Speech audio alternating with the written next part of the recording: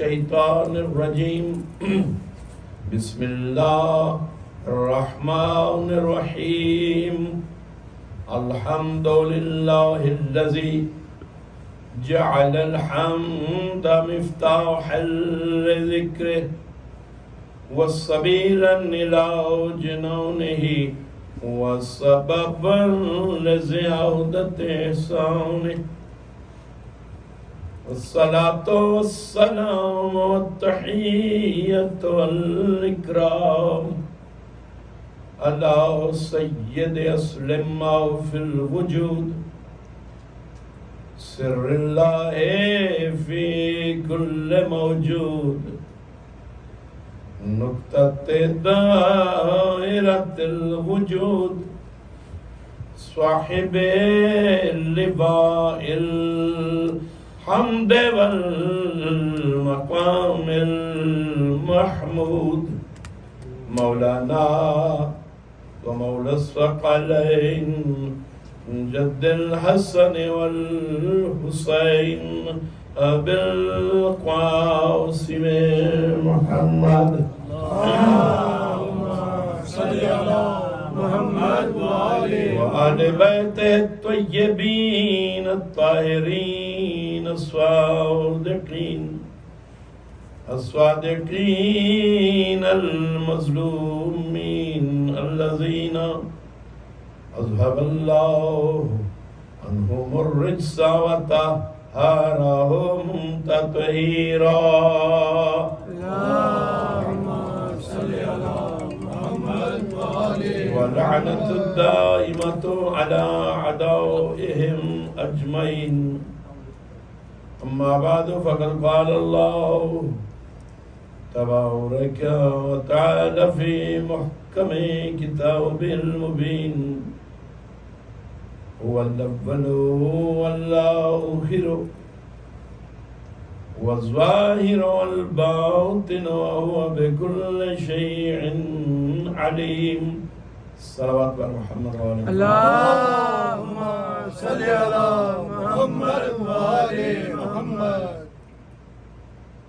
آج ہم اپنی چوتھی گفتگو میں اسی آیے مجیدہ کے سائے میں داخل ہو رہے ہیں اور اسی آیت کے سایہ میں ہم نے معرفت اور باطنی معرفت کے عنوان سے اس خمسہ میں گفتگو کا آغاز کیا اور کوشش کی کہ ہم اللہ کے پیغام اور اللہ کے مقصد کو آپ کے سامنے پیش کر سکیں کہ پروردگار کا ہم سے مطالبہ کیا ہے، کیا صرف وہ یہ چاہتا ہے کہ اسے جان لیا جائے، یا وہ یہ چاہتا ہے کہ اس کو ظاہراً باطناً پوری طرح سے اپنے پروردگار کو پہچانا جائے، اور جس طرح اس کی معرفت کاملہ اس کا ہم سے مطالبہ ہے کہ میری معرفت کاملہ کرو، اسی طرح وہ چاہتا ہے کہ میری حجتوں کی معرفت میں بھی اپنے آپ کو کمال تک پہنچاؤ۔ وہ کسی ایسے بندے سے راضی نہیں ہے جو صرف ظاہری پہچان تک رک جائے اور زندگی کے ایام کو، ذہنی صلاحیتوں کو، اپنے وجدان کو، اپنی فکر کو، اپنے ادراک کو معرفت معصوم اور معرفت پروردگار میں صرف نہ کرے۔ نماز سفر معرفت کو بلند کرنے کے لیے پڑھائی گئی کہ پہلے آپ یاد کر لیتے ہیں، پھر پڑھتے ہیں، اور پھر آہستہ آہستہ اس ادراک سے پڑھتے ہیں کہ آپ کی حیثیت کیا ہے اور پروردگار کتنا بلند اور عظیم اور اکبر ہے وہ کہ جس کی بارگاہ میں مجھ جیسا حقیر کھڑا ہے۔ یہ پروردگار کی معرفت میں اس احساس کا ہونا بہت ضروری ہے کہ ہم کیا ہیں، میں بندہ کیا ہوں اور معبود کیا ہے، اور اس کے احسانات مجھ پہ کیا کیا ہیں۔ اللہ کو دو عمل بہت پسند ہیں، ایک استغفار، چاہے آپ گناہ، آپ کے ذہن میں کوئی گناہ ہو یا نہ ہو، ویسے تو ہم ہر وقت کسی نہ کسی لغزش کا شکار ہیں، لیکن ہو سکتا ہے کوئی خوش فہم ایسا ہو کہ بھئی مجھ سے تو ابھی کوئی گناہ نہیں ہوا، یا اس کو ادراک ہی نہیں کہ کہاں کہاں گناہ ہو جاتا ہے، تو یہ سمجھے کہ مجھے استغفار کی ضرورت نہیں۔ اللہ کے معصوم بندے جنہیں گناہ چھو ہی نہیں سکتا، صاحبان عصمت، وہ بھی مصروف استغفار ملتے ہیں۔ سید الساجدین علیہ الصلوۃ والسلام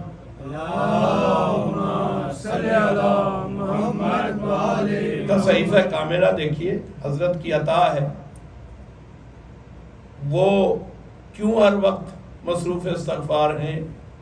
اس لیے یعنی استغفار صرف گناہ کے مقابلہ میں نہیں ہے، استغفار اس تصور میں ہے کہ میں اس کا عبد ہوں، اور جیسی اس بادشاہ کی بلندی و عظمت ہے، ممکن ترین امر یہ ہے کہ مجھ سے اس کے معیار کے مطابق چونکہ بندگی ادا نہیں ہوئی، میری نماز بھی کما حق اس طرح سے ادا نہیں ہوئی جیسے وہ چاہتا ہے، جیسے اس کی شان ہے، تو میں اس کی شان کو نگاہ میں رکھتے ہوئے ہر وقت اپنے آپ کو مصروف استغفار رکھوں۔ امام سجاد علیہ السلام سے کسی نے پوچھا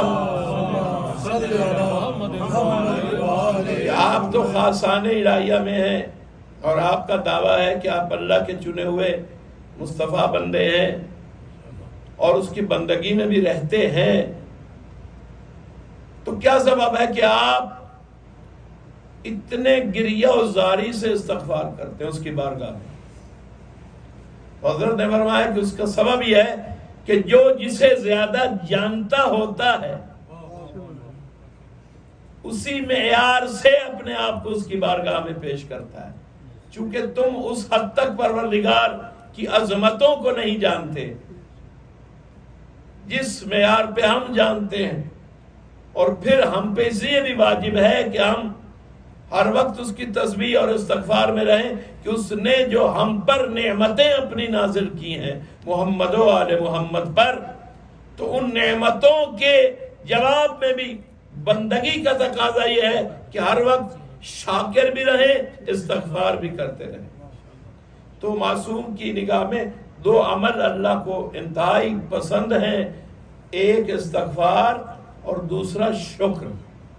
جو بندہ اپنے تسبیحات میں اور معمول زندگی میں ان دو چیزوں کو اپناتا ہے، یقیناً اس کی دعا اس کی بارگاہ میں ضرور مستجاب ہوتی ہے اور اس بندے سے راضی ہوتا ہے جو شاکر بھی ہو، جو استغفار بھی کرتا رہے۔ اب اس کی پہچان تو میں نے عرض کیا مجلسوں میں، اس کے کنہ تک، اس کی حقیقت تک کوئی انسان اس کی سوچ بھی نہیں جا سکتی، تو اس نے اپنے معصوم بندوں کو بھیجا اپنا آئینہ بنا کے کہ ان کے اوصاف سے میرے اوصاف تک پہنچو اور آداب بندگی ان سے سیکھو۔ اب یوں یہ میسج ملا کہ معرفت میں اپنے آپ کو کامل کرو، تو اللہ نے صرف، دیکھیے اللہ بہت حکیم، بہت عادل، بہت کریم ہے اپنے بندوں پہ۔ ایک طرف اس نے کہا کہ میری معرفت حاصل کرو، دوسری طرف کہا کہ میرے مصطفیٰ بندوں کی، میری حجتوں کی معرفت حاصل کرو، یہ بھی اس کی رضا۔ اور یہ بھی کہا کہ ما قدر اللہ حق قدر ہی، قرآن حکیم میں اس نے کہا کہ تم لوگوں نے وما قدر اللہ حق قدرہی، تم نے اللہ کی اتنی قدر کو نہیں پہچانا جتنی اس کی ہے. تو اس کا مطلب ہے وہ انویٹیشن کنٹینیوسلی ہے کہ جب تک تمہارے پاس سانسیں ہیں اس کی قدر کی پہچان میں صرف کرتے چلے جاؤ.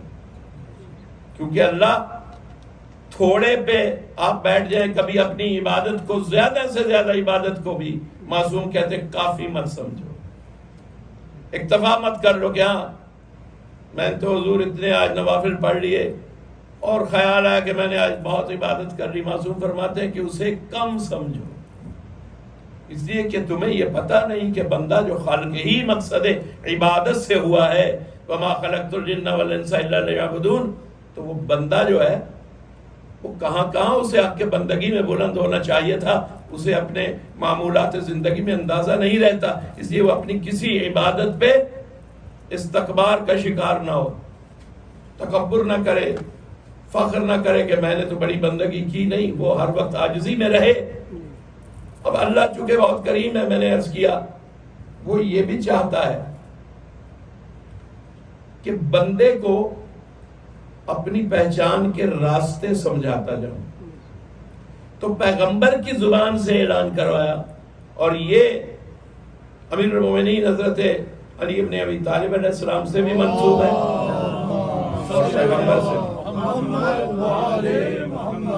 کہ من عرف نفسہ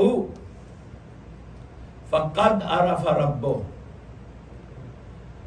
کہ میری پہچان کا ایک راستہ یہ بھی ہے اے بندے کہ من عرف نفسہ، جس نے اپنے نفس کو پہچان لیا اس نے اپنے رب کو پہچان لیا. اچھا، بعض لوگوں کا خیال ہے کہ جی ہمارے نفس کی کیا مجال، ہم پستی سے بنے ہوئے، ہم محتاج، ہمارے نفس کی حدیں بھی محدود اور وہ لامحدود، اس کو پہچان کے اسے کیسے پہچانے. تو یہ رائے غلط ہے ان افراد کی، کہ جبکہ سیدھا مفہوم ہی یہی ہے کہ اپنے نفس کو پہچانو تاکہ تم اللہ کو پہچانو. اچھا کیسے؟ دیکھیے میں اس کے لیے ابھی یہ مشکل حل کر دیتا ہوں. کسی شخص نے اگر رات کو نہ دیکھا ہو، ایک فرضی مثال ہے، تو آپ اسے دن دکھا کے رات سمجھا دیں گے کہ دن ایسا ہوتا ہے. اب جو ایسا نہ ہوگا جس میں یہ نورانیت، یہ جڑو نہ ہوگی، یہ جڑو جس میں نہ ہو، جہاں اندھیرا وہ رات ہوگی. آپ کچھ چیزیں ایبسٹریکٹ ہوتی ہیں، مثلا عدل کیا ہے دکھانا مشکل ہے. ہاں ظلم اگر کوئی پہچان لے تو عدل خود بخود اس کی سمجھ میں آ جاتا ہے. جب ہم کہتے ہیں کہ اس وقت دن ہے تو آٹومیٹیکلی انسان سمجھ جاتا ہے کہ اگر اس وقت دن ہے تو اس وقت رات نہیں ہے. کیا ایک عاقل انسان کو یہ انتظار ہے کہ میں کہوں کہ اس وقت دن ہے اور پھر میں یہ بھی کہوں کہ اس وقت رات نہیں ہے؟ خود بخود دوسرا جملہ عقل سمجھنے کے لیے تیار ہے. بالکل اسی طرح سے اللہ نے کہا کہ اپنے نفس کو پہچانو، اپنی پستی نفس کو دیکھو اور پھر اس سے مجھے پہچانو کہ کون ہے جس نے یہ تمہارا نفس پیدا کیا، اس کو مجبور پیدا کیا. اس کے اندر ایک حد تک اختیار ہے، ایک حد میں اختیار نہیں ہے. ایک حد میں یہ نفس پست ہے، ایک حد میں یہ جا کے نفس قدسیہ بھی بن سکتا ہے، یہ نفس امارہ بھی ہو سکتا ہے، یہ نفس مطمئنہ بھی بن سکتا ہے. تو اللہ نے یہ مثالیں دی کہ جب تم اپنے آپ کو دیکھو گے اور کائنات کو دیکھو گے تو تمہیں اندازہ ہوگا کہ اگر ہم پست ہیں تو کوئی ایسا بھی ہے کہ جو اتنے نفوس کی پرورش کر رہا ہے، جو اتنے مجبور نفوس کو لاتا بھی ہے، رکھتا بھی ہے، لے کے بھی جاتا ہے، تو کوئی تو ہے کہ جو اس نظام کائنات کو، اس حیات و نفس کو چلا رہا ہے۔ تو جب آپ یہ سوچیں گے تو براہ راست آپ کو پروردگار کی عظمتیں سمجھ میں آئیں گی۔ آپ اپنے نفس کی کمزوریاں سمجھتے جائیں اور اس کی طاقتوں کے سامنے سر رکھتے جائیں۔ یہ ہے کہ اپنی پہچان کر لو، کسی غلط فہمی میں نہ رہو۔ اپنی پہچان اسی کو نہیں جو پاگل ہے، جو دیوانہ ہے، روز دیکھتا ہے دولت کام نہیں آتی، اختیار کام نہیں آتا، عزیز کام نہیں آتے، دوست کام نہیں آتے، کتنے منصوبے وسائل کے باوجود بنتے ہیں، کوئی طاقت ہے جو ان منصوبوں کو توڑ دیتی ہے۔ سارا نظام، سارے ضروریات زندگی موجود، بہترین میڈیسن، بہترین میڈیکل نالج، فیسلٹیز موجود، علاج کے لیے سرمایہ موجود، مگر موت ہر شخص تک پہنچ رہی ہے۔ تو یہ جو بے بسی ہے اپنی، یہ جو اپنی مجبوری ہے، یہ جو اپنی کمی ہے، کمزوری ہے، اس کو دیکھتے ہوئے اسے پہچانو کہ کون ہے جو ان تمام ارادوں پر غالب ہے، کون ہے کہ جو آپ کے تمام اقتدار کے باوجود اپنے فیصلے آپ پر نافذ کر رہا ہے، پوری زمین پر، کائنات پر۔ تو یہ ایک ذریعہ ہے کہ آپ اپنی پستی کے ذریعہ بلند ترین ذات کی معرفت کریں۔ لیکن جو اپنے آپ کو بہت چیز سمجھتا ہے، اکڑ جائے، فرعون ہو جائے، اسے کبھی بھی آپ کسی فرعون کے اندر نہیں دیکھیں گے۔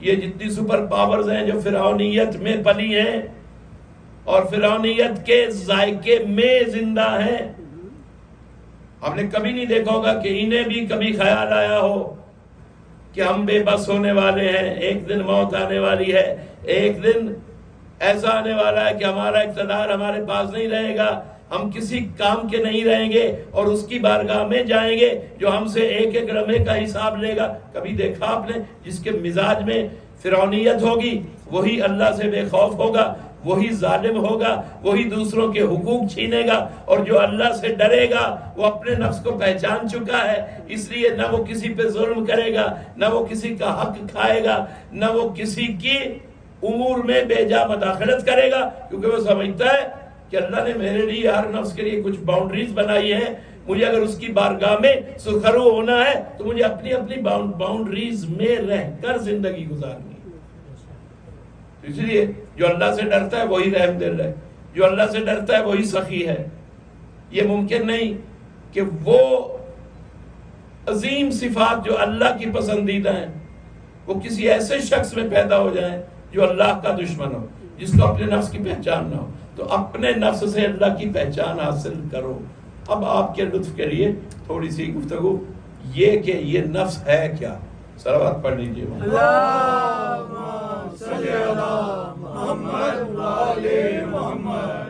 دیکھیے انسان کن چیزوں سے بنا ہے؟ بنیادی طور پہ دو چیزیں، ایک روح، ایک جسم۔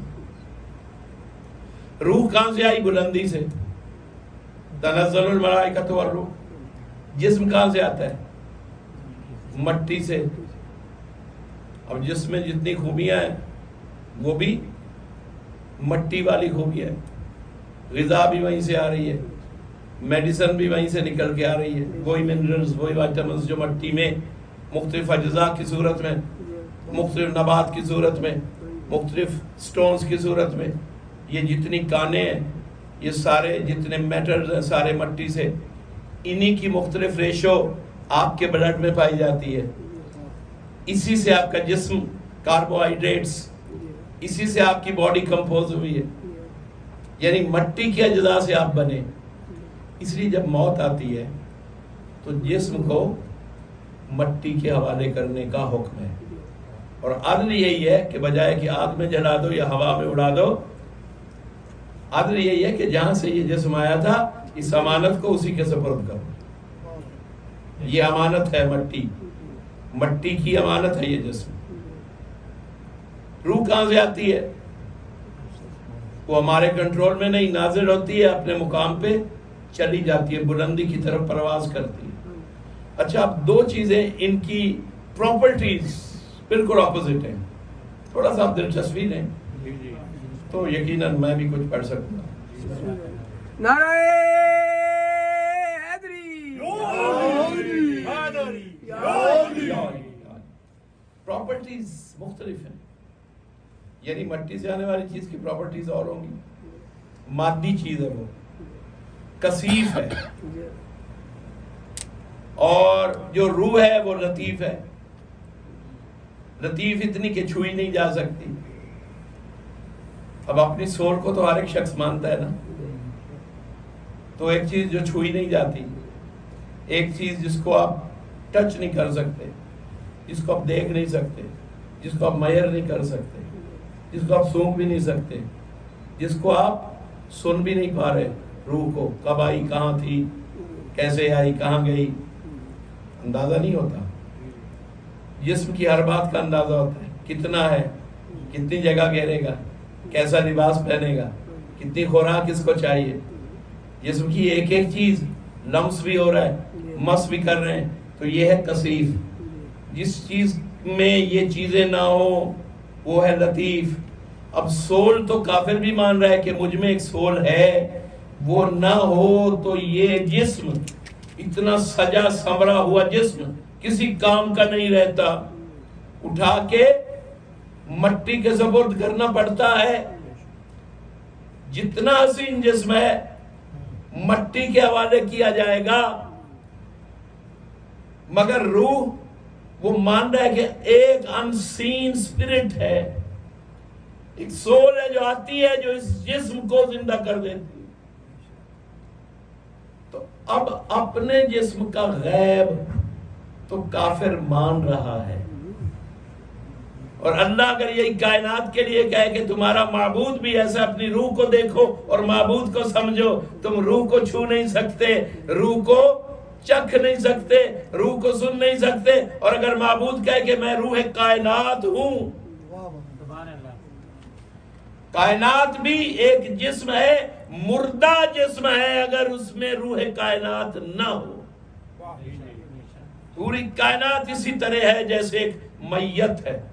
اللہ نے اس لیے کہا ہے کہ یہ جو مجھے اور میرے انبیاء اور میری آیات کو لوگ نہیں پہچانتے، قرآن حکیم میں اس پر بارہا گفتگو ہوئی ہے، یہ بظاہر زندہ ہیں مگر یہ میتیں ہیں، یہ مردہ ہیں، اس لیے کہ وہ روح کائنات، مقصد تخلیق کائنات سے ہی واقف نہیں ہے، مردہ ہیں۔ جیسے جسم سے روح نکلی، اسی طرح جس کے ذہن سے، جس کے قلب سے ایمان نکلا وہ بھی مردہ، یعنی روح سے بلند طاقت کا نام ہے ایمان۔ اگر روح نکلے تو ہم مردہ ماننے پہ تیار ہیں، ایمان نکل جائے تو ہم اسی طرح سمجھتے ہیں کہ یہ تو شخص ابھی زندہ ہے، بول رہا ہے، کھا رہا ہے، بول و براز کر رہا ہے، توالد و تناسل کر رہا ہے، یہ تو اینیمل بھی کر رہے ہیں، حیوان بھی کر رہے ہیں، مویشی بھی کر رہے ہیں۔ انسان ہونے کی منزل یہ ہے کہ اگر وہ شعور والا ہے تو وہ پھر زندگی کو با مقصد سمجھ کے، مقصد زندگی کو سمجھ کے اور مقصد تخلیق کو سمجھ کے خالق کا اقرار کرے، اور اس کے بعد اپنے آپ کو زندوں میں شمار کرے۔ اس لیے معصوم فرماتے ہیں آپ کے رسول صلی اللہ علیہ وآلہ وسلم، عقل صرف وہ ہے، عقل کی ڈیفینیشن، یعنی یہ ایک ڈیفینیشن ہے جو محدود کر، ڈیفینیشن کیا کہتے ہیں، ہاؤ ٹو ڈیفائن اٹ۔ کسی چیز کی بھی ڈیفینیشن ایک ایسی چیز ہے، اسٹوڈنٹس بیٹھے ہیں یہاں، پڑھے لکھے لوگ، آپ سب آپ سمجھتے ہیں کہ ڈیفینیشن ایک ایسی چیز ہوتی ہے کہ اس میں نہ کوئی نیا جملہ داخل ہوتا ہے، نہ کوئی آپ نکال سکتے ہیں، وہ ایسی پرفیکٹ چیز ہوتی ہے کسی چیز کو ڈیفائن کرنے کے لیے۔ پیغمبر نے عقل کو ڈیفائن کیا۔ پیغمبر فرماتے ہیں کہ عقل وہ ہے جو اپنے معبود و خالق کی معرفت حاصل کرے، نمبر ایک، اور دوسرا بندے کو جنت میں پہنچا دے۔ اگر ان دو کاموں میں سے ایک کام میں بھی عقل ادھوری رہ گئی تو پیغمبر کہتے ہیں اسے دماغ کی کوئی اور قوت تو مان لینا، اس کا نام عقل نہ رکھنا۔ چونکہ اللہ نے سب سے پہلے عقل کو خلق کیا اور اسے کہا کہ قریب آ، وہ قریب آئی، پھر کہا دور جا، وہ دور گئی۔ اصول کافی کا پہلا چیپٹر ہے، کیسے خلق ہوئی عقل۔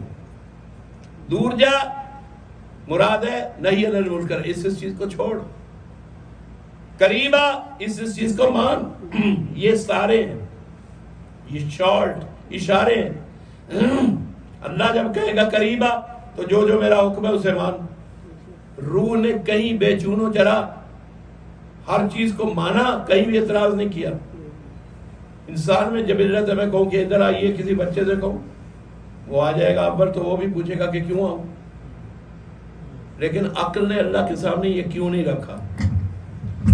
جو اللہ کہتا گیا، خلق ہونے کے بعد عقل کرتی گئی، تو اس وقت اللہ نے اعلان کیا کہ اے عقل تو آج سے میری محبوب ترین مخلوق ہو گئی۔ کیوں؟ ڈیو ٹو اوبیڈینس، تو نے اطاعت کا حق ادا کر دیا۔ تو نے کہیں میرے حکم کے بعد درمیان میں اپنے اوپر بھروسہ کر کے یہ نہیں پوچھا کہ ایسا کیوں کروں، ایسا کیوں نہ کروں۔ میں نے کہا یہ کر، تو نے کیا، میں نے کہا نہ کر، تو نے نہیں کیا، بس تو نے صرف مجھے دیکھا، اس لیے تو میری محبوب ترین عقل ہو گئی، تو میری محبوب ترین مخلوق ہو گئی۔ پیغمبر نے یہ بھی کہا اول ما خلق اللہ العقل، پھر کہا اول ما خلق اللہ الماء، پھر کہا اول خلق اللہ القلم، پھر کہا اول ما خلق اللہ نوری۔ امام صادق علیہ السلام سے، علیہ السلام سے اب یہ معرفت باطنی ہے جس کی طرف میں ایک جملہ لے کر جا رہا ہوں، کہا کہ آپ کے جد کریم نے عجیب گفتگو کی، ہمیں سمجھ نہیں آ رہی۔ اول تو صرف ایک چیز ہوتی ہے، تو کبھی کہا کہ پہلے عقل کو اول خلق کیا، کبھی کہا الماء کو، کبھی کہا القلم کو، اور کبھی کہا کہ مجھے میرے نور کو۔ تو اصل میں پہلی چیز کون سی ہے جو خلق ہوئی؟ تو امام نے فرمایا کہ تمہیں کیا پتا، یہ العقل، یہ الماء، یہ القلم اور یہ النور، یہ سارے میرے جد میرے پیغمبر کے اسماء ہیں۔ جب اللہ کی اطاعت کے حوالے سے پیغمبر کا نام لیا گیا تو عقل کہا گیا، یعنی محمد و آل محمد عقل ہیں، وہ عقل مند نہیں ہے، خود عقل ہیں، کیونکہ حالت اطاعت سے کبھی نہیں نکلے، یہ عقل اول ہیں۔ جب مشیت الہیہ کا حوالہ پیش کیا تو اول ما خلق اللہ القلم، قلم مشیت کو لکھتا ہے، لوح و قلم کا نظام مشیت کو پہچاننے، لکھنے اور محفوظ کرنے والے یہی 14 نور اول۔ جب اپنی نورانیت کا ذکر کیا تو اول ما خلق اللہ نوری کہا، اور جب وجہ تخلیق کائنات ہونے کا ذکر کیا تو چونکہ اللہ نے قرآن میں فرمایا کہ میں نے ہر چیز کو ماء سے، پانی سے خلق کیا، تو وہ حقیقی ماء کون ہے جس کے صدقے میں کائنات بنی؟ تو فرمایا کہ اول خلق اللہ الماء، اول ما خلق اللہ الماء۔ سمجھ لیں نا، یعنی ماء ابھی وہی ہے، اول ما خلق اللہ الماء، اول ما خلق اللہ نوری، اول ما خلق اللہ العقل، اول ما خلق اللہ القلم۔ یہ سارے اسماء باطنیہ ہیں پیغمبر کے۔ تو فرمایا کہ اچھا اب یہ روح آئی پستی سے، بات یہاں ہو رہی تھی، اور روح آئی بلندی سے، جسم آیا پستی سے، ملے کیسے؟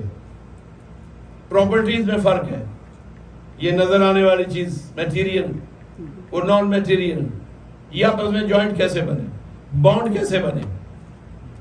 ٹھیک ہے نا، کیمسٹری جو پڑھتے ہیں تو بانڈ کے لیے کچھ ویکینسیز چاہیے، اس کے لیے ویلنسیز چاہیے، کچھ جگہ ہونی چاہیے، کوئی ریزن ہونی چاہیے، کوئی الیکٹرانک اٹریکشن، ریپلشن، یہ ساری چیزیں دیکھنے کے بعد بانڈ بنے گا۔ اب یہ دو مختلف چیزیں ایک دوسری کو ریپلس کریں گی، ٹوٹل ڈیفرنٹ روح، ٹوٹل ڈیفرنٹ بدن، یہ آپس میں ملے کیسے؟ تو اللہ نے ایک تیسری چیز خلق فرمائی جس کا نام ہے نفس۔ اس میں آدھی خصوصیات جسم کی رکھ دی، آدھی خوبیاں روح کی رکھ رہی. اب چونکہ ادھر کا بھی کچھ حصہ ہے ادھر کا بھی کچھ حصہ ہے تو یہ روح اور بدن کی دو اپوزٹ اینٹیٹیز کو جوڑ کے رکھتا.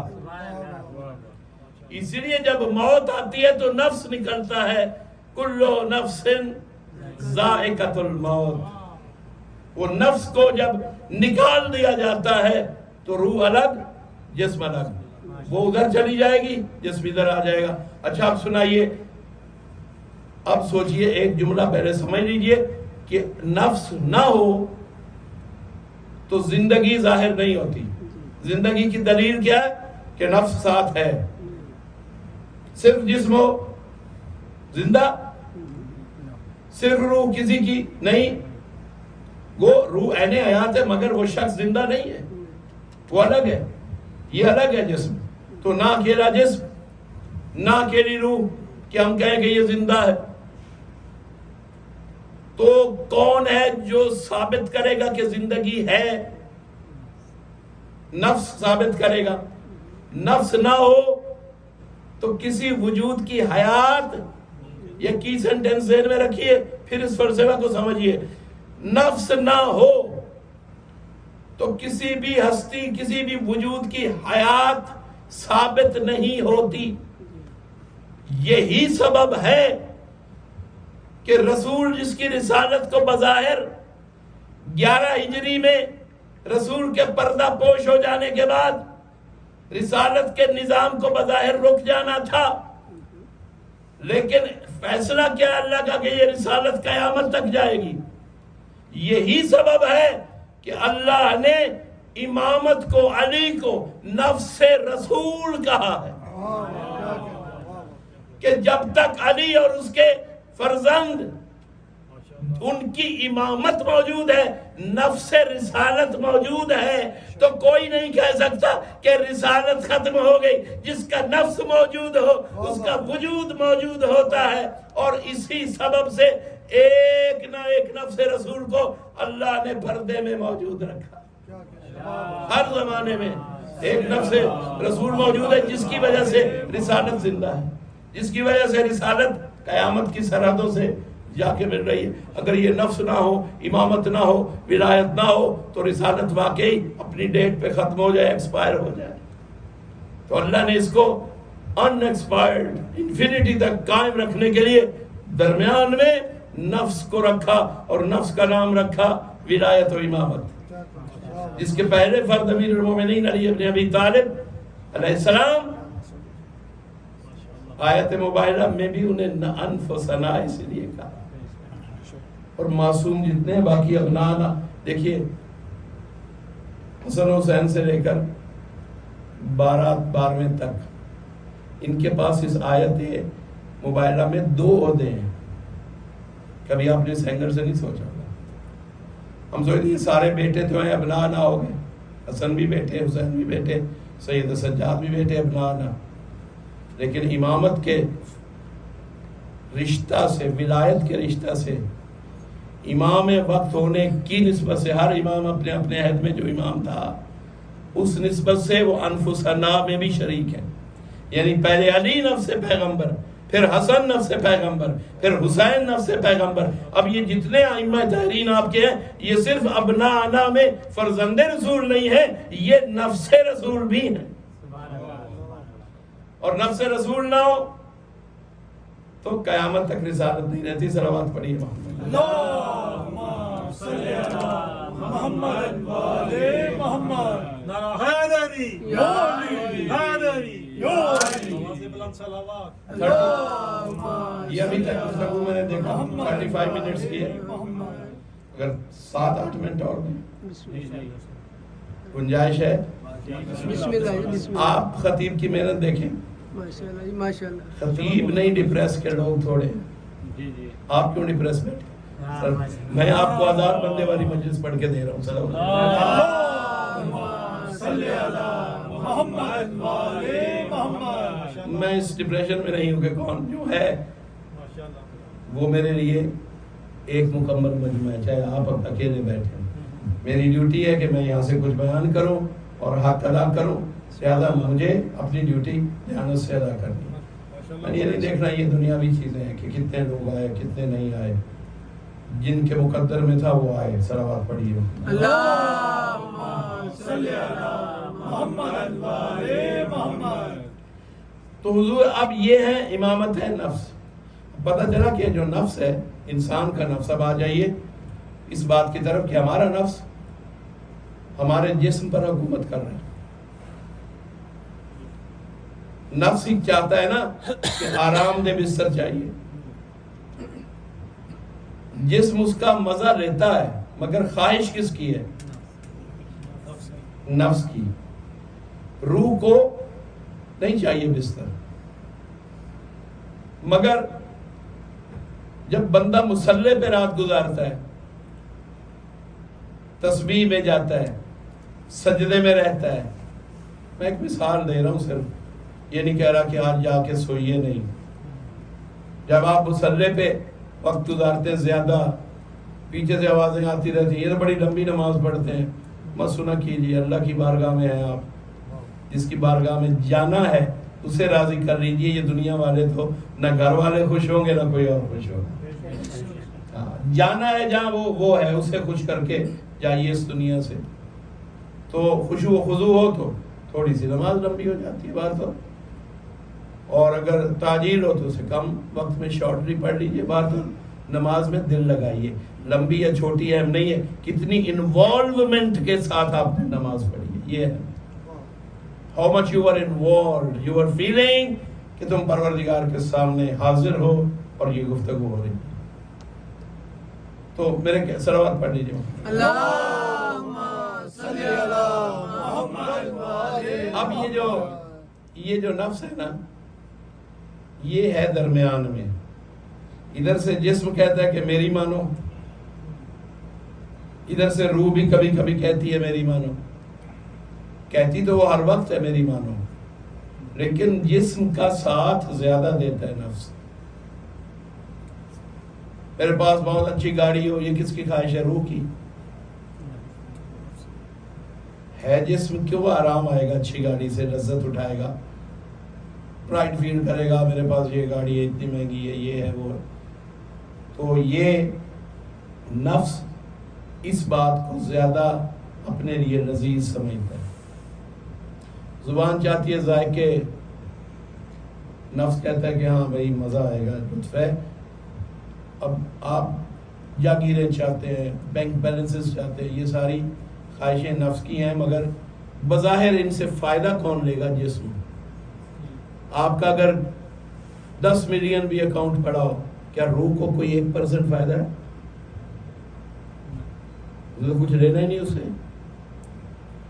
فائدہ ہے آپ کے جسم نے اٹھانا. آپ کے ذہن میں ہے کہ یہ جسم جو ہے یہ فیسلٹیز پرچیز کرے گا اس دولت سے اور اس لذت کو آپ کے ساتھ مل کے کون منائے گا؟ نفس. اب نفس درمیان میں حاکم ہے. خواہشیں اپنی اپنی اپلیکیشنز جسم بھی اسے دیتا ہے. روح بھی درخواست پیش کرتی ہے کہ روح یہ چاہتی ہے. روح کی غذا ہے اللہ کی عبادت. روح کی غذا ہے مودت آل محمد. روح کی غذا ہے ذکر حسین. روح کی غذا ہے ماتم و گریہ. یہ روح کی غذا ہے اللہ کی بارگاہ میں حاضر رہنا. روح کی غذا ہے سچ بولنا. روح کی غذا ہے جھوٹ سے بچنا. روح کی غذا ہے حسد نہ کرنا. روح کی غذا ہے غیبت نہ کرنا. جسم جو ہے وہ اور چکر میں رہتا ہے. اب اپلیکیشنز یہ بھی دے رہا ہے جسم بھی. مطالبات جا رہے ہیں. کوئی لفظ لے لیجئے ڈیمانڈز نفس سے یہ ہو جائے وہ ہو جائے. نفس کو بھی عادت پڑ گئی چونکہ ہم نے زیادہ ڈیمانڈز جو ٹاپ پہ پریورٹی پہ جمع کی وہ جسم کی تھی. اب روح ہماری جو ہمارا نفس ہے اس کو جسم کا ساتھ دینے کی عادت زیادہ پڑ گئی اور وہ بھی کسی حد تک جسمانی ہو گیا. نفس بھی مادی ہو گیا مادہ پرست ہو گیا. اسے بھی دولت چاہیے اسے بھی آرام چاہیے اسے بھی ہر چیز چاہیے. اور جو روح ہے اس کی حالت تو یہ ہے کہ اگر وہ روح کہے کہ آج اللہ کی بارگاہ میں طویل سجدہ ہونا چاہیے، تو نفس کہے گا کہ نہیں بھائی، جسم اور جسم والے اتنا تمہیں وقت نہیں دینا چاہتے، اسے شارٹ کرو، اٹھو۔ یعنی مادہ پرست لوگ، جسم والوں سے مراد مادہ پرست، تمہیں اجازت نہیں دیں گے۔ تو اب روح کی باتیں ہم کم مان رہے ہیں، اس میں تو کوئی شک نہیں۔ یہ بات میں نے اس لیے کھولی کہ آپ زیادہ باتیں کس کی مان رہے ہیں، روح کی یا جسم کی؟ آپ خود بتا دیجیے۔ تو جس کی باتیں نفس زیادہ مانے گا اس جیسا ہو جائے گا، جس کی کم مانے گا اس کی ایبیلٹیز اس میں کم ہو جائیں گی۔ اس لیے ہماری روحیں ہم میں کمزور ہیں، ہمارے مادی جسم ہم میں زیادہ طاقت رکھتے ہیں، کیونکہ مادی خواہشوں کے پیچھے دن رات ہم کاٹ رہے ہیں۔ ہاں جب آپ مصلے پہ جاتے ہیں، جو میں بات کر رہا تھا، تو اس وقت آپ کا جو نفس ہے وہ روحانی ضرورت پوری کرتا ہے، لیکن زیادہ تر آپ مصلے سے دور ہیں، زیادہ تر آپ عبادت گاہوں سے دور ہیں، زیادہ تر آپ اس مشقت سے بچتے ہیں جو عبادت میں اٹھانی پڑتی ہے، تو آپ جسم کی باتیں زیادہ مان رہے ہیں۔ اس لیے ہمارا جو نفس ہے وہ روحانی ہونے کی بجائے جسمانی ہے۔ معصوم فرماتے ہیں کہ اگر تم اپنے نفس کو روح کے مطالبات زیادہ مانو تو ایک نوبت یہ آئے گی کہ تم زیادہ پال رہے ہو جسم کو، تو نفس بھی ہو گیا جسمانی۔ اگر تم روح کو پالنا شروع کر دو تو نفس بھی روحانی ہو جائے گا، اور جب روحانی ہو جائے گا تو ایک عام مومن میں یہ صلاحیت آ جائے گی کہ وہ چاہے تو دیوار کے پار دیکھے، چونکہ یہ آنکھیں جسمانی دیوار کے پار نہیں دیکھ سکتی، روح کی آنکھیں دیوار کے پار دیکھ سکتی ہیں۔ مگر آپ نے اپنے نفس کا تمام تربیتی مواد کہاں سے لیا؟ آپ نے اپنے نفس کو کس کے حوالے کیا؟ روح کے یا جسم کے؟ یہی سبب ہے کہ ہم میں کوئی 1 2 4 جو روح کی پرورش زیادہ کرتے ہیں وہ صاحب کمال ہو جاتے ہیں۔ لوگ کہتے ہیں کہ جی کرامات ظاہر ہو رہی ہیں، کیوں؟ اس لیے کہ انہوں نے، سمپل سی بات ہے، انہوں نے پرورش روح کی ہے، ہم نے جسم کی پرورش کی ہے، تو ہم جسم کے ساتھی بن گئے، اور جس نے روح کی پرورش کر لی وہ ایسی چیز کا ساتھی بن گیا جو امورٹل ہے، روح کو موت ہی نہیں ہے۔ بس اب یہاں لوگوں کو اپنا، اسی لیے یہ میں نے جو باتیں کی ہیں بہت تھوڑی سی لنکڈ ہیں آپ کی فکر سے، نقطوں کو ملائیے۔ میں نے کیوں پڑھا کہ اپنے نفس کو پہچانو تاکہ اسے پہچانو۔ ہم اپنے نفس کو پہچاننے میں دھوکہ کھا رہے ہیں، ہم جسمانی مادی خواہشوں کا شکار ہو رہے ہیں۔ ہمارا نفس تو یہ چاہتا ہے کہ یہ مجھے روحانی بنا دے، لیکن ہم اسے بننے نہیں دیتے، اور پھر نفس میں وہی لت پڑ جاتی ہے جسمانی خواہشوں کی، پھر وہ بھی ہمیں گمراہ کرتا ہے۔ تو اب بات تھوڑی سی، لیکن اگر ہم پہچان لیں تو روحانیت بڑھ جائے، لوگوں کو اپنی حیثیت انسان بدل سکتا ہے، چاہے جائے کہ وہ ان ہستیوں پر شک کرے، ان کے معجزات پہ، کہ اگر وہ کہیں کہ وہ دیواروں کے آر پار آپ میں سے ہر ایک کو دیکھ رہے ہیں، تو وہ تو عین عقل ہے، انہوں نے تو مادے کو، دنیا کو طلاق دی ہوئی ہے، وہ تو روح ہی روح ہے۔ یعنی اگر آپ اور کسی حوالے سے معصوم کو نہ سمجھ سکیں تو ایکڈیمکلی اس طرح بھی معصوم کو سمجھ سکتے ہیں کہ عصمت آتی کیسے، یعنی لاجیکلی کیسے۔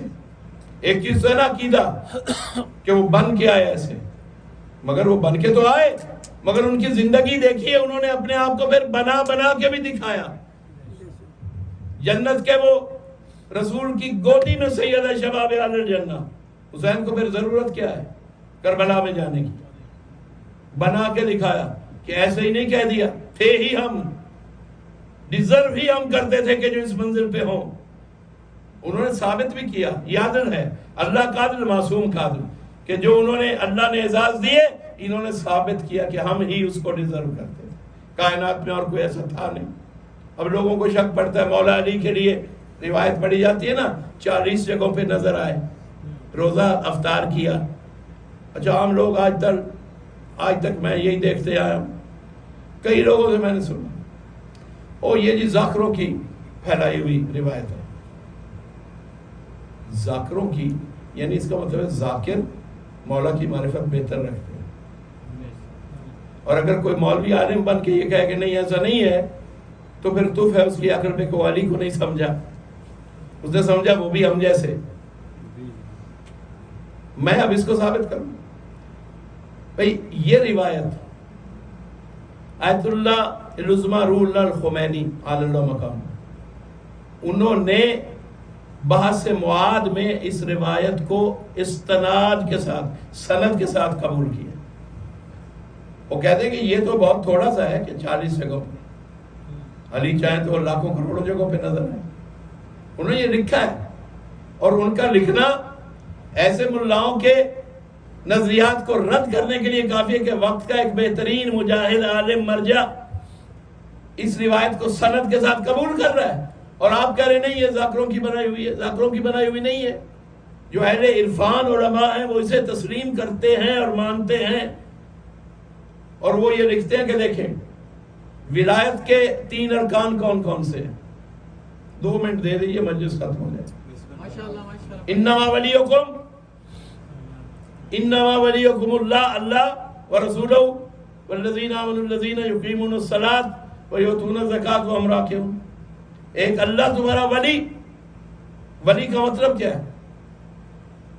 ولی وہ نہیں ہوتا کہ جس سے جا کے ہم الٹی سیدھی باتیں پوچھیں یہ کیا ہے وہ کیا ہے, وہ ہمیں راز بتائے اوپر نیچے کے, ہم یہ ولی نا. ہم لوگوں نے آج تک ہماری قوم نے بخدا بہت کم لوگ ہوں گے ولایت کے لفظ پہ لڑ رہے ہیں مگر ان کو پتہ ہی نہیں ہے کہ ولایت ہے کیا. ان سے کہیے ڈیفائن کیجئے, کسی کو نہیں پتا جی مولا کی شان کو ولایت کہتے ہیں. نہیں, ولایت سسٹم آف گورنمنٹ کو کہتے ہیں. اللہ جو حکومت چلا رہا ہے کائنات پہ, اللہ کی حکومت, خلق کیا, زندگی دی, رزق دیا, مارا, کسی کی زندگی کم کر دی, کسی کی بڑھا دی, کسی کا رزق بڑھ رہا ہے, کسی کا کم ہو رہا ہے, کوئی حادثے میں مر رہا ہے, کوئی طول عمر میں مر رہا ہے, کوئی بیمار ہو رہا ہے. یہ سارا کچھ کیا ہے جو کچھ ہو رہا ہے؟ یہ زلزلے آ جائیں, یہ رحمت کی بارشیں ہو جائیں, کچھ بھی ہو, ہر چیز ہر چیز جو زمین پر آسمان میں کائنات میں جو کچھ ہو رہا ہے یہ کیا ہے؟ اللہ کا نظام اقتدار, اللہ کی ولایت ہے. سب سے پہلا ولی کون؟ اللہ. اسی ولایت کے ذیل میں 2 ولی اور رکھے اللہ نے. ربوبیت یعنی اللہ اپنی احدیت میں شامل نہیں کرتا کسی کو, عبادت میں کوئی شامل نہیں ہے, مگر ولایت میں شریک کر رہا ہے کون؟ لا شریک. ولایت میں قرآن کے اندر شریک کر رہا ہے. انما ولیکم, ایک اللہ تمہارا ولی, انما ولیکم اللہ ورسولہ, اور اس کا رسول سید المرسلین. اور تیسرا وہ جس کی نشانی لکھ دی کہ جو حالت رکوع میں زکوٰۃ دے رہا, وہ نماز پڑھنے والا. اور اس میں جمع کا صیغہ رکھا, ایک علی پڑھ رہے ہیں. والذین, والذین نہیں کہا, والذین یقیمون الصلاۃ, سارے صیغے جمع کے. کیوں؟ کہ علی جیسے جتنے ہیں نا, جو 12 کے 12 علی ہیں, جو 12 کے 12 محمد ہیں, وہ اس آیت میں ولایت میں شریک ولایت ہو جائیں. یہ سبب ہے, جمع کا صیغہ رکھا. اب آیت اللہ الخمینی علی اللہ مقام, اللہ ان کو عظیم اجر دے. لوگوں کو پتہ نہیں ہوتا, سمجھتے ہیں یہ صرف ایک نماز روزے کی کتاب لکھنے والے عالم ہیں, صرف فروعات لکھنے کے لیے. انہوں نے معرفت معصومین پہ بہت زیادہ کام کیا, ان سے زیادہ ابھی میری نگاہ میں کوئی نہیں گزرا.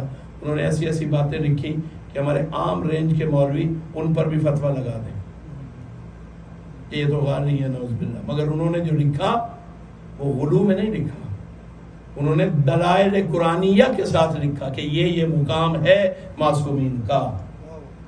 لوگ اس کو جانتے نہیں. تو جو اینٹی انقلاب ہے وہ ہر ایک کو بس گالی نکالنا آج کل کا شیوا بن چکا ہے. انہیں پتہ نہیں کہ وہ معصومین کے کتنے قریب ترین ایک ان کے محبوب شخص کو گالیاں نکال رہے.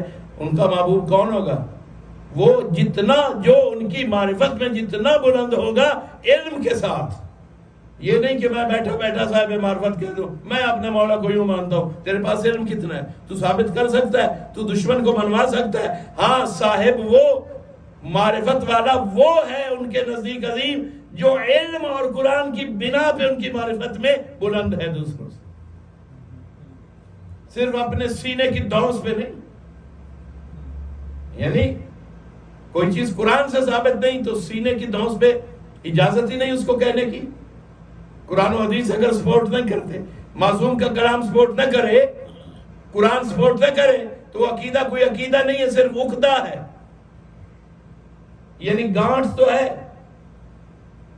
ایسی گانٹھ جسے کھولا نہیں جا سکتا, عقدہ کہتے ہیں گانٹھ کو. تو عقیدے معصوم سے لو, خود بیٹھ کے عقدے نہ بناؤ, معصوم سے عقیدے لو.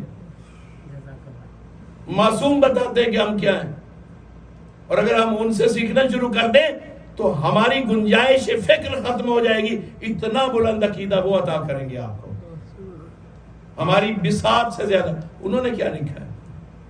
میرا جی چاہ رہا ہے کہ جی چاہا کہ میں ان کی روح کے لیے دعا کروں اور بتاؤں کہ آپ کے دلوں میں ان لوگوں کی محبت ہونی چاہیے جو ان کے راستے میں علم کے ساتھ مواد فراہم کریں, معرفت کے راستے میں, صرف زبانی کلامی نہیں, علم.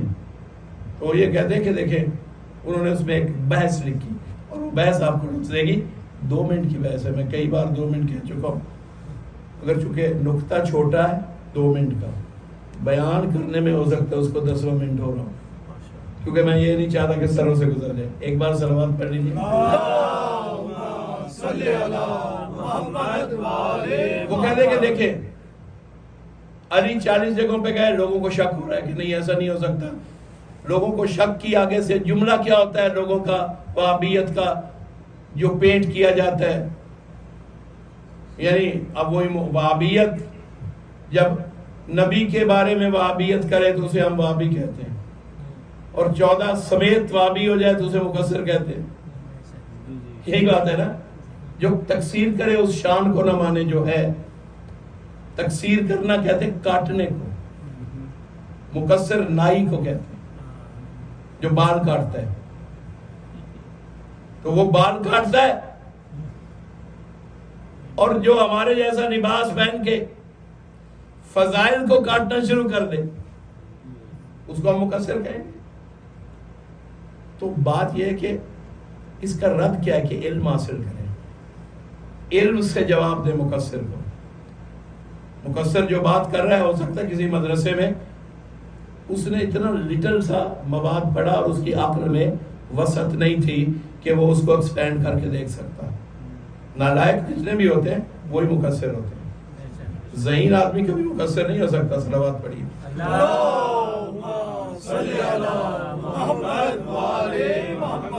انہوں نے یہ کہا کہ دیکھیے علی 40 جگہ پہ نظر آئے تو مقصر اور وہابی یہ کہتے ہیں کہ یہ شان تو صرف اللہ کی ہے کہ وہ ہر جگہ پہ حاضر ناظر ہو. تو یہ تو اللہ کی شان ہے, یہ بندے میں کیسے آ گئی مخلوق میں؟ تو اس لیے یہ ان کی ریزن ہے, وہ یہ آگے سے بہانہ بناتے ہیں کہ آپ وہ چیزیں نہ مانیں جس سے اللہ کی شان میں مقابلہ ہو جائے. وہ تو اللہ ہے جو حاضر ناظر ہے, آپ معصوم کو حاضر ناظر مان رہے ہیں. تب انہوں نے ایک مثال دی, انہوں نے کہا یہ بتائیے ملک الموت, سب سے پہلا جملہ تو یہ ہے, روح قبض کرنے والا فرشتہ اسرائیل علیہ السلام, یہ فرشتہ اللہ ہے یا مخلوق ہے؟ کیونکہ نقطہ یہ ہے کہ وہ کہتے ہیں کہ مخلوق وہ نہیں کر سکتی, اس میں وہ شان نظر نہیں آ سکتی جو خالق میں ہے. وہ کہا کہ یہ بتائیے اللہ نے تو خود تو کہیں آنا جانا نہیں, اس کی شان کے خلاف ہے, اس میں تو تغیر نہیں آتا. اچھا ملک الموت کو فرشتہ موت بنایا, روحیں جا کے قبض کر, انہوں نے بہت اچھے انداز میں یہ لکھا، انہوں نے کہا کہ آپ ایک ڈیٹا بنا لیجئے، ڈیٹا کلیکٹ کیجئے دنیا میں کہ سپوز آپ کہتے ہیں کہ رات 8 بجے سے 8:05 تک کتنے لوگ مرے اور کہاں کہاں مرے. ڈاٹا آ جائے گا، اگر کوئی ریسرچ کرے وہ آ جائے گا کہ جی اتنے لاکھ لوگ مر گئے یا 1000. کہاں کہاں خبر آئے گی کہ اتنے افریقہ میں مرے، فلاں شہر میں، اتنے افریقہ کے فلاں شہر میں، اتنے وہاں، اتنے وہاں، اتنے وہاں. پھر آ گیا جی ایشیا، اس میں یہاں، پھر آ گیا امریکہ تک آ جائیے، پوری دنیا، آسٹریلیا، پوری زمین کا خلاصہ آ جائے گا کہ ہزاروں شہروں میں ہزاروں لوگ یا لاکھوں لوگ مرے 8:05 تک. 8 سے ان 5 منٹوں میں، یا آپ 2 منٹ لگا لیں، 8:02 کا ڈیٹا اور شارٹ کرنا، پھر بھی ہزاروں میں تعداد آ جائے گی. ٹھیک ہے، وہ کہتے ہیں کہ وہ ہے تو مخلوق، یا کہ خمینی لکھ رہے وہ مخلوق ہو کے آپ سپوز کر لیں کہ 1 لاکھ بندہ مرا اس محدود ٹائم میں، تو وہ اللہ تو نہیں ہے، فرشتہ ہو کچھ ہو، ہے تو مخلوق. اللہ کی جان مخلوق میں نہیں آتی. وہ مخلوق ہو کر 1 لاکھ جگہوں پہ حاضر ناظر ہو کے روحیں قبض کرتا رہا. آپ کو شک نہیں پڑا کہ یہاں اللہ کی شان میں کمی ہو رہی ہے؟ وہ تو اللہ ہے جو 1 لاکھ مقامات پہ ہو سکتا ہے، یہ تو اس کی مخلوق ہے، یہ 1 لاکھ مقامات پہ کیسے ہو گئی؟ تو انہوں نے کہا اگر فرشتہ موت کو آپ مانتے ہیں کہ وہ 1 لاکھ مقامات پہ یا اس سے بھی زیادہ مقامات پہ بیک وقت ہو سکتا ہے اور ہے بھی مخلوق، تو پھر یاد رکھیے ملک الموت کو اللہ نے اپنے نظام اقتدار میں، نظام ولایت میں شریک نہیں بنایا، اسے ماتحت ولایت رکھا ہے. وہ 3 اولیاء کے ماتحت ہے، وہ اللہ کے بھی ماتحت ہے، وہ رسول کے بھی ماتحت ہے، وہ علی کے بھی ماتحت ہے. تو جو فرشتہ ماتحت ہو کر 1 لاکھ مقامات پہ اللہ کی شان کے ساتھ نظر آ سکتا ہے مخلوق ہوتے ہوئے اس کے اذن سے، تو اس کا اذن اگر ایک مخلوق کے تابع کو، تابع دار مخلوق کو اس کا اذن 1 لاکھ مقامات پہ دکھا سکتا ہے، تو وہ جن کو اس نے اپنے اقتدار میں تیسرا ولی بنایا ہے، دوسرا ولی بنایا ہے، اگر وہ ہزاروں مقامات پہ نظر آ جائے، تذکرہ ہو جائے، تو ایمان میں زلزلہ کیوں آنے لگتا؟ اس کا مطلب ہے کہ عقل سے سوچیں گے. اور اب وقت اتنا ہو گیا، موضوع ایسا تھا کہ لطف آتا گیا، اور میں اگر تھک گئے وہاں، میں چونکہ گھڑی بھی دیکھتا رہا تھوڑا سا، اس منظر سے قریب ہوں. یہ 9:54 ہے، وہ 3 منٹوں میں، چونکہ ہم نے 8 بجے کے لگ بھگ شروع کی تھی گفتگو. تو یہ ایام ہے شہادت کے. سید الساجدین دعا سو حضرت کی بارگاہ میں آپ کے امام، یہ امامت کی نگاہ ہے جو ہر مقام پہ اپنے کچھ لوگ پیدا کرتی ہے. یعنی بازار میں ام حبیبہ کہ جو لاکھوں اجنبیوں میں پہچان لے اور اس کے ذریعہ سے گلی کے سارے لوگ سن لیں کہ یہ جس کو پتھر مارے جا رہے ہیں، یہ مستور جو ناکہ پہ بے ردا ہے، یہ کون ہے؟ معرفت ہو گئی جس نے سنا کہ یہ تو فاطمہ زہرا کی بیٹی، یہ تو رسول کی بیٹی، یہ جو قیدی ہے یہ تو حسین کا بیٹا ہے، یہ تو امام ہے، یہ فرزند رسول ہے. یہ معرفت بازار میں کئی موقعوں پہ ہوئی، کئی مواقع ایسے تھے. ایک شخص آیا شام کے بازار میں، سید الساجدین کی مصیبت آیا، اور شیخ تھا، بوڑھا تھا،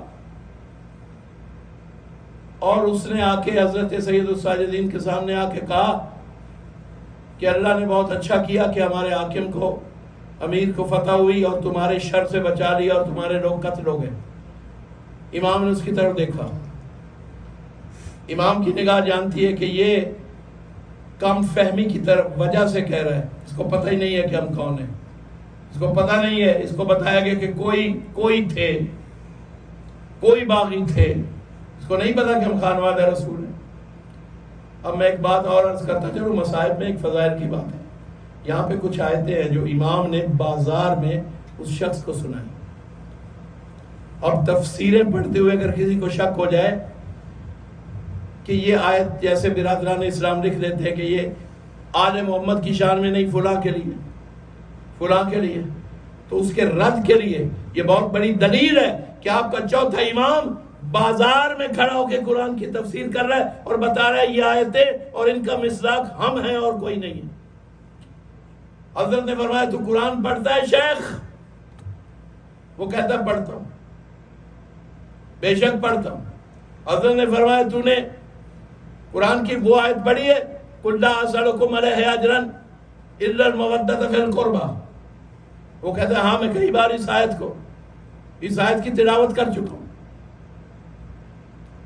اور آپ کے لیے معروف آیت قُلْ لَا أَسْأَلُكُمْ کہہ دے رسول، کوئی سوال نہیں ہے اجر رسالت کا سوائے اس کے کہ مودت فی القربا، کہ میرے اقربا سے، میرے قریبیوں سے، میرے قربا سے مودت کرو۔ امام نے فرمایا وہ جس آیت کو تو پڑھتا ہے وہ قربا کوئی اور نہیں ہے، تو ہمیں باغی کہہ رہا ہے، ہم ہیں وہ قربا، ہم ہیں مصداق اس آیت کے، ہم وہی رسول کے قربا ہیں، ہم وہ رسول اللہ کے قریبی ہیں۔ وہ بڑا حیران ہوا۔ مولا نے پھر ایک آیت پڑھی وَآتِ ذِی الْقُرْبَى حَقَّهُ، تم نے وہ آیت پڑھی کہ قریبیوں کو، اپنے قریبیوں کو ان کا حق پہنچا دو؟ کہا میں نے پڑھی ہے۔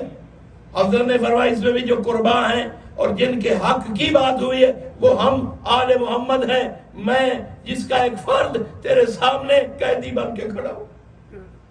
پھر مولا نے ایک اور آیت پڑھی، پھر حضرت نے چوتھی آیت پڑھی۔ حضرت نے فرمایا کیا تو نے وہ آیت قرآن میں پڑھی ہے انما یرید اللہ لیذھب عنکم الرجس اہل البیت ویطہرکم تطہیرا؟ وہ کہتا ہے بالکل، سورہ احزاب کی آیت میں کئی بار پڑھ چکا ہوں۔ فرمایا وہ جو چادر میں صاحبان طہارت ہیں جن کے لیے اللہ آیت تطہیر نازل کر رہا ہے وہ ہم آل محمد ہیں، اور میں ان کا ایک فرد ہوں جو یہاں اسیر بن کے کھڑا ہوں، اور وہ مستورات ان ناکوں پہ لوگوں کے پتھر ریسیو کر رہے ہیں، لوگ پتھر برسا رہے، مگر ہم وہ ہیں۔ جب اسے معرفت ہوئی، اس نے غور کیا، اس نے کہا واقعی وہ آپ ہیں۔ امام نے فرمایا واللہ ان آیتوں کی قسم وہ ہم ہیں۔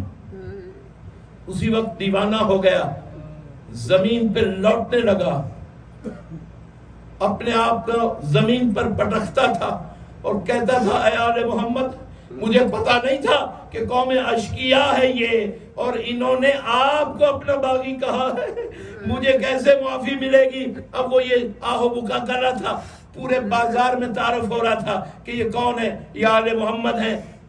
اس یزید ملعون کے حکم سے لشکر یزید نے اسے شہید کیا۔ دربار میں آئیے، ایک کھڑا ہوا، نام ہے زید بن ارقم، کل جن کا ذکر کیا تھا، دندان مبارک سے بے ادبی کرنے لگا ابن زیاد۔ جب ابن زیاد نے بے ادبی کی تو زید بن ارقم صحابی رسول ہیں، بوڑھے ہیں، کھڑے ہو گئے کہ تو ان دندان سے، ان لبوں سے بے ادبی کر رہے ہیں؟ میں نے جن آنکھوں سے دیکھا ہے کہ رسول ناز اٹھاتے ہیں، چومتے ہیں، آنکھوں سے لگاتے ہیں، اور تو یہ بے ادبی کر رہا ہے۔ جب اس نے بار بار کہا کہ تو بہت بڑا گناہ کما رہا ہے، تو جہنم میں جائے گا، تو رسول کے چومے ہوئے لبوں کے ساتھ یہ بے ادبی کر رہا ہے، ابن زیاد نے زید بن ارقم کو قتل کروایا۔